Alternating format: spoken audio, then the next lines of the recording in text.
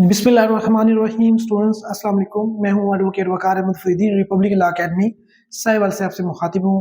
Students आज हम जो टेंस करने जा रहे हैं वो पास्ट इंडेफिनिट टेंस है। लास्ट लेक्चर में हमने इंडेफिनिट का प्रेजेंट किया था, प्रेजेंट इंडेफिनिट किया था। आज हम इंडेफिनिट का पास्ट करते हैं। जैसे कि मैंने पहले आपको एग्जांपल दी थी, वकार अंग्रेजी पढ़ाता है। ये क्या है? प्रेजेंट में बात है और सिंपल है, ता आखिर पे आ रहा है। वकार अंग्रेजी पढ़ाता, पढ़ाता ता आ रहा है। इसमें ये किस में फॉल करता था? प्रेजेंट इंडेफिनिट टेंस में। पढ़ाता है, पढ़ाता है मौजूदा की बात हो रही है, मौजूदा दौर की बात हो रही है, गैर वाज़ेह बात हो रही है, ठीक है ना, इंडेफिनिट बात हो रही है। तो इसको हमने रखा था प्रेजेंट इंडेफिनिट टेंस में। वकार, वकार टीचेस इंग्लिश, वकार टीचेस इंग्लिश, ठीक है। अब जो है इसी को फिक्रे को ले लेते हैं और इसका माजी में कर देते हैं, पास्ट में चले जाते हैं। पास्ट इंडेफिनिट कैसे होगा? पास्ट इंडेफिनिट ऐसे होगा कि अगर यही बात जो मैं अभी कह रहा हूं कि वकार अंग्रेजी पढ़ाता है, इसको अगर यूं कह दिया जाए वकार ने अंग्रेजी पढ़ाई, तो फिर इसका तर्जमा कैसे होगा? क्या वकार अंग्रेजी पढ़ाता है और वकार ने अंग्रेजी पढ़ाई, इनका तर्जमा एक जैसा होगा? नहीं होगा। अगर ये बोलने में देखो ना, दोनों फिक्रे डिफरेंट है। एक फिक्रा बता रहा है कि प्रेजेंट में बात हो रही है और दूसरा फिक्रा बता रहा है कि माजी में बात हुई है, वकार ने अंग्रेजी पढ़ाई। पहला फिक्रा बता रहा है वकार अंग्रेजी पढ़ाता है, कि वकार मौजूदा दौर में अंग्रेजी पढ़ाता है, प्रेजेंट की बात कर रहा है, जबकि वकार ने अंग्रेजी पढ़ाई ये माजी की बात कर रहा है। जब फिक्रों में चेंज है, उर्दू में चेंज है, बोलने में चेंज है, वो एक प्रेजेंट की बात कर रहा है और एक फिक्रा माजी की बात कर रहा है, तो फिर इनका तर्जमा सेम कैसे हो सकता है? इनको सेम फार्मूले के साथ कैसे ट्रांसलेट कर सकते हैं? मुमकिन ही नहीं है। इसके लिए जो दूसरा फिक्रा है वकार ने अंग्रेजी पढ़ाई, इसको पहले इस सेंस को समझें। वकार ने अंग्रेजी पढ़ाई, ये मतलब कि आपको ये बता रहा है कि ये वकार ने जो अंग्रेजी पढ़ाई ना वो माजी में पढ़ाई थी, ठीक है, माजी में पढ़ाई। तो अब ये पास्ट हो गया। पढ़ाई किसको पढ़ाई, कैसे पढ़ाई? ये इंडेफिनिट है, गैर वाज़ेह है, तो क्या हो गया? Past indefinite tense. आइए आज इसी का आगाज करते हैं, पास्ट इंडेफिनिट टेंस का। देखें जी, पास्ट मतलब होता है जी माजी, इंडेफिनिट होता है जी गैर वाज़ेह, जैसे कि मैंने आपको पहले बता दिया था। और टेंस का मतलब है जमाना, टाइम। ये देखें, आप पास्ट इंडेफिनिट में एक फॉर्मूला याद रखना है आपने। सिंपल में सेकंड फॉर्म आनी है, सिंपल में वर्ब की सेकंड फॉर्म सिंपल में आनी है। मैं पहले बता देता हूं, नेगेटिव सेंटेंसेस में सेकंड फॉर्म नहीं आनी, नो सेकंड फॉर्म। इंटेरोगेटिव में no second form, first form आनी है। सिंपल में भी, नेगेटिव में भी और इंटेरोगेटिव में भी फर्स्ट फॉर्म आनी है। ये आगे चल के पता चलेगा कि फर्स्ट फॉर्म क्यों आनी है। सर आप तो कह रहे हैं कि पास्ट इंडेफिनिट टेंस में जो सिंपल में आनी है सेकंड फॉर्म, तो आपने अभी कह दिया इंटेरोगेटिव यही टेंस है, लेकिन इंटेरोगेटिव में और नेगेटिव में फर्स्ट आनी है। और जब हम आगे जाएंगे ना तो इंशाल्लाह आप समझ आ जाएगी। देखें, अब इसको डिफाइन करते हैं, किसी काम का करना या होना। करना, वकार अंग्रेजी पढ़ाता है, ये काम करता है, वकार क्या कर रहा है? अंग्रेजी पढ़ाता है, ये करना हो गया। होना, बारिश होती है, इट रेन्स, बारिश होती है, इट रेन्स, ये क्या है? उसका होना, किसी काम का हो रहा है, ये होना हो गया। किसी काम का करना या होना गुजरे हुए दौर में, गुजरे हुए दौर में। अब जो मैंने अभी एग्जांपल दी वो क्या थी? वकार अंग्रेजी पढ़ाता है। अगर मैं इसको यूं कह दूं कि वकार अंग्रेजी पढ़ाई, तो गुजरे हुए दौर में हो जाएगा, ठीक है। गुजरे हुए दौर में गैर वाज़ेह या गुजरे हुए दौर या जमाना में गैर वाज़ेह पाया जाए और इन फिक्रात के आखिर पर छोटी ये, बड़ी ये, अलिफ वगैरह आता हो, तो ऐसे फिक्रात का तर्जमा करते वक्त, ऐसे फिक्रात का तर्जमा करते वक्त किन बातों का ख्याल रखना है? मंदरजा झैल बातों का ख्याल रखना है। अब वो मंदरजा झैल बातें कौन सी हैं, आइए पढ़ते हैं। अब हम इसके एक एग्जाम्पल ले लेते हैं। देखें, वकार ने अंग्रेजी पढ़ाई। अब ये देखें, इसमें ये तो नहीं कह रहा कि ना ने वकार अंग्रेजी पढ़ाता है, वकार अंग्रेजी पढ़ाता है। अब देखो, इसमें ये कह रहा है कि वकार अंग्रेजी पढ़ाता है और वकार ने अंग्रेजी पढ़ाई, बड़ा फर्क है इसमें। इसको हमें एक ही टेंस में नहीं कर सकते, क्योंकि ये माजी की बात कर रहा है, पास्ट की बात कर रहा है ये वाला, और ये जो है, जो ये वाला ये वाला, सॉरी, ये वाला जो सेंटेंस है ये पास्ट की बात कर रहा है, वकार ने अंग्रेजी पढ़ाई, और ये प्रेजेंट की बात कर रहा है। जब जमाना ही चेंज हो गया है, ठीक है ना, तब्दील हो गया है, एक माजी की बात है, एक प्रेजेंट की बात है, तो फिर उसको सेम तो ट्रांसलेशन नहीं हो सकती, प्रेजेंट डेफिनेट में तो नहीं कर सकते ना, पास्ट इंडेफिनिट में करेंगे, साफ सारे। तो इसका फॉर्मूला क्या है, देखिए सबसे पहले सब्जेक्ट आएगा, उसके बाद आएगा वर्ब की सेकंड फॉर्म। हमने प्रेजेंट डेफिनेट में पढ़ा था सब्जेक्ट फर्स्ट, वर्ब की फर्स्ट फॉर्म और ऑब्जेक्ट। अब इसमें पास्ट इंडेफिनिट में क्या आएगा, सब्जेक्ट प्लस वर्ब की सेकंड फॉर्म, ये याद रखना है, और object. Simple is that, simple में यही है कुछ, ठीक है।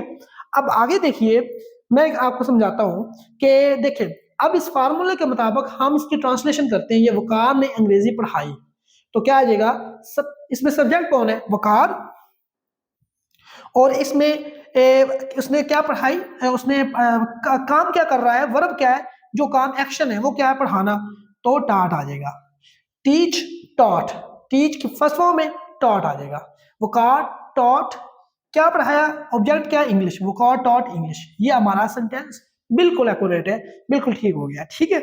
हमने फॉर्मूले के मुताबिक हम उसको ट्रांसलेट कर दिया। सब्जेक्ट जैसे पहले सब्जेक्ट, हर मेन जो स्ट्रक्चर है ना हर टेंस की यही है, ठीक है, लेकिन वो हेल्पिंग वर्ब साथ चेंज होने हैं, वो जो लगाते हैं, जैसे हमने इधर वर्ब की सेकंड फॉर्म लगाई है, प्रेजेंट इंडेफिनिट में क्या लगाई थी, वर्ब की फर्स्ट फॉर्म। अब देखिए आगे एग्जांपल्स से और मजीद समझते हैं। देखिए, आई टॉट इंग्लिश, मैंने अंग्रेजी पढ़ाई।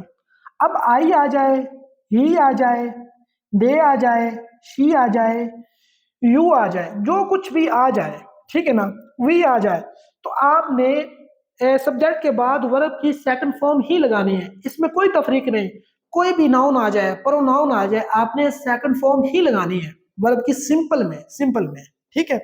जैसे कि they spoke, speak, spoke, spoken, second form spoke है, दे स्पोक इंग्लिश।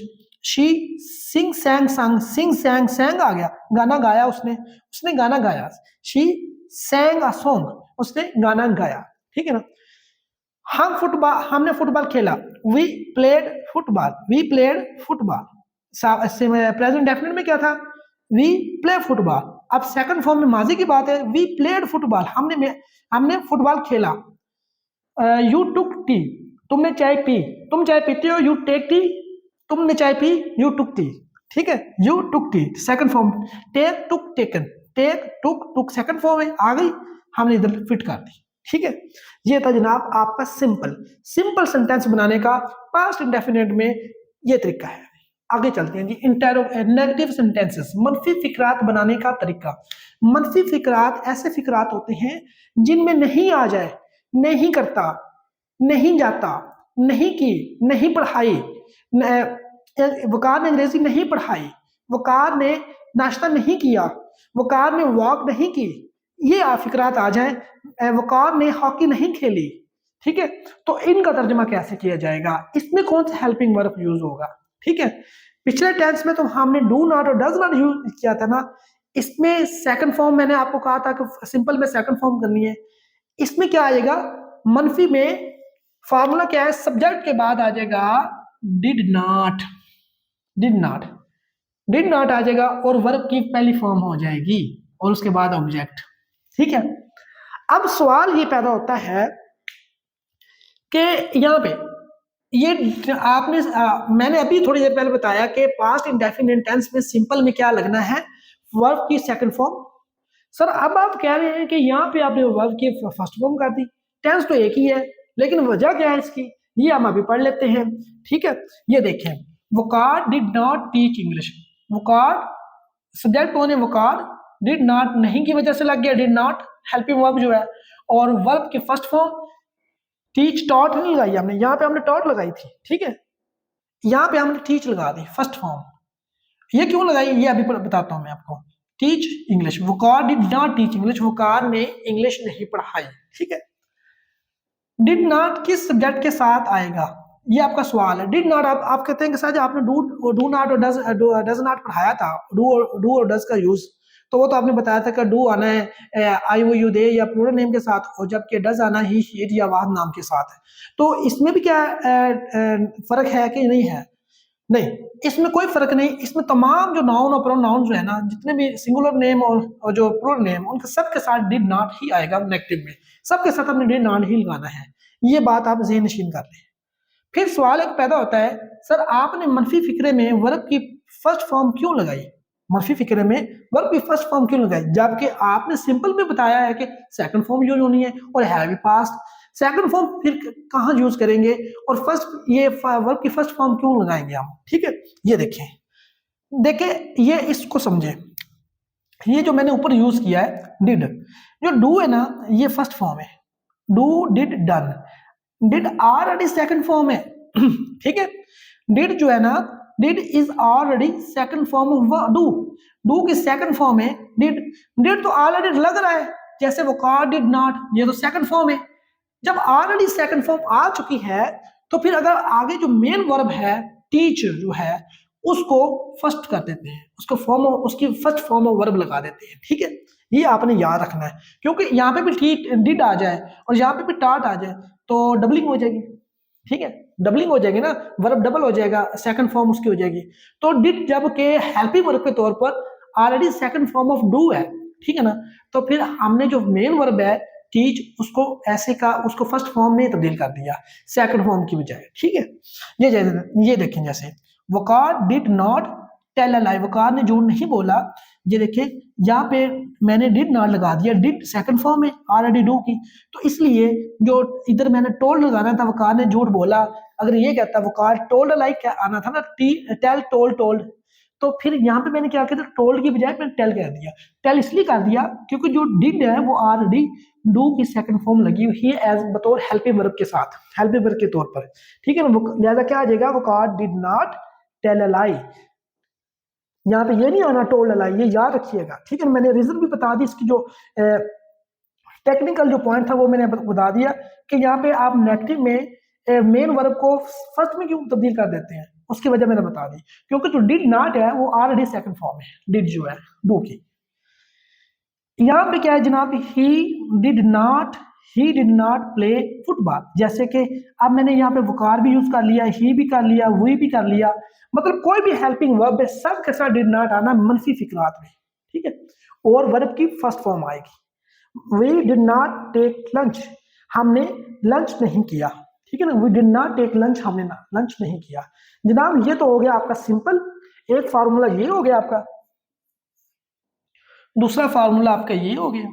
ठीक है,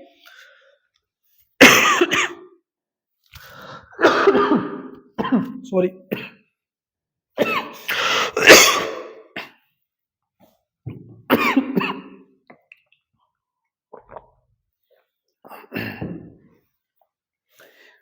अब आप चलते हैं इंटेरोगेटिव सेंटेंसेस में।